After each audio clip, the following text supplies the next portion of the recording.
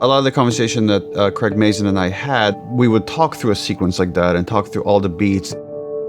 What do we get out of those beats? Why are they important? Well, let's just get that wholesale into the show. I think Neil and I were both excited by the idea that we could actually add a little bit more context to Joel and Sarah's relationship. This is your chance. You keep her alive.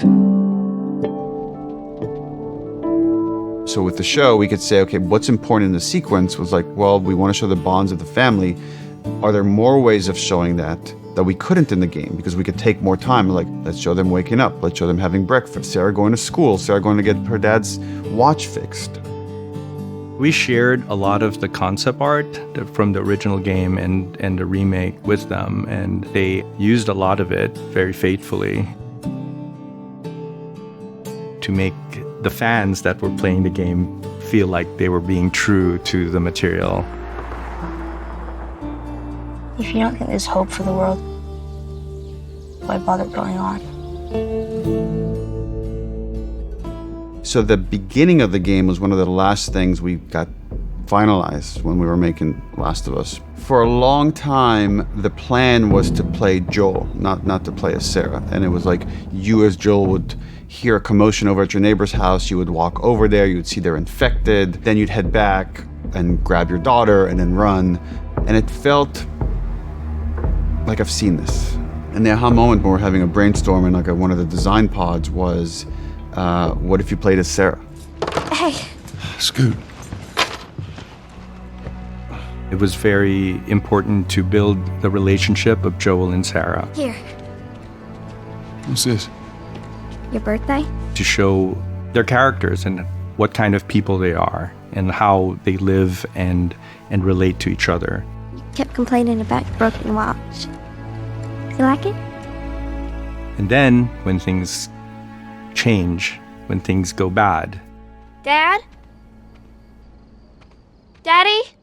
The fact that you're seeing it through like a very innocent child made everything creepier, scarier. You in here? Quiet sounds mixed with the TV was loud. There seems to be some commotion. We went to the window, the explosion shook the room. Oh, God. Everything was there to create this kind of uneasy tension. These kind of elements of like something is off until Joel comes in and then has to shoot his own neighbor. Jimmy, just stay back! Jimmy, I am warning you! Where the hell you been? You have any idea what's going on out there? I got some notion. Once you get into the car, you have tension being raised by police cars going through with all the lights spinning around. The view is very claustrophobic. Things are just very close to you. Army's putting up roadblocks on the highway. You look at a sequence like that, as an animator, you're like, oh, this is something that you get really excited for, and then you get really terrified that you're doing because it's a big moment. With doing that, we have to kind of really pull your attention to where we want it to be. That's Lewis's farm. We do that with sound, we do that with animation, we do that with lighting, with fire. All of that is something that an animator put love and care into to make sure it happens exactly the way you're seeing it. But maybe one of the most important things to show in that drive was the family that's asking for help. See what they need. At that moment, Joel shows you who he is. Who do you think you're doing? Keep driving. I got a kid, Joel. So do we. But we have room. Keep driving, Tommy. And Joel is somebody, to survive, he has to control his environment to the best of his ability and make decisions based on what keeps them alive. He's going to do everything he needs to take care of his daughter.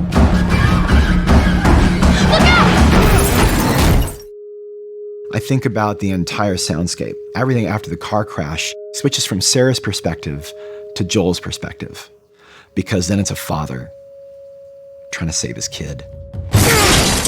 Come here, give me your hand. The infected gets closer and closer, and the shadows get longer and longer. This intense light just shines towards you. It settles into the worst thing possible when you think that you're almost at the finish line, and then Sarah dies. One of the things that I did to keep myself emotionally, and it still gets me emotionally available for that, is I actually, when we temped the sound of Sarah, it was my child. We knew what was going to happen, and so we kind of played into that as it made it worse and worse and worse until it was almost a save, and then it's not. It's okay, baby. We're safe. Got a couple of civilians in the outer perimeter. Please advise. Daddy, what about Uncle Tommy?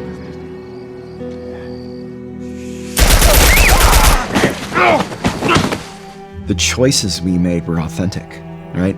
We didn't want to stray away. We wanted to make it grounded. Sarah. Move your hands, baby. I know, baby, I know. It's very powerful to have such a specific beginning to mark and shape the identity of the character thereafter for the rest of the game and for the rest of the show. The simplicity of Sarah's death was actually really hard to get to, and we worked at it so hard. And Hannah Hayes, who played Sarah, did such a fantastic job. She was so believable as like a child dying. I remember that we had a few crew members that walked off set. They felt it was too much to watch that happen multiple times. We have great actors, Pedro and Nico, just do this heartbreaking job. I love the game version and I love this version. They live equally in my heart. Sarah. Baby. Don't do this to me, baby. Don't do this to me. Always accessible, always readable, always raw. And I think to try and be honest to that as much as possible was a huge push. Please don't. Please.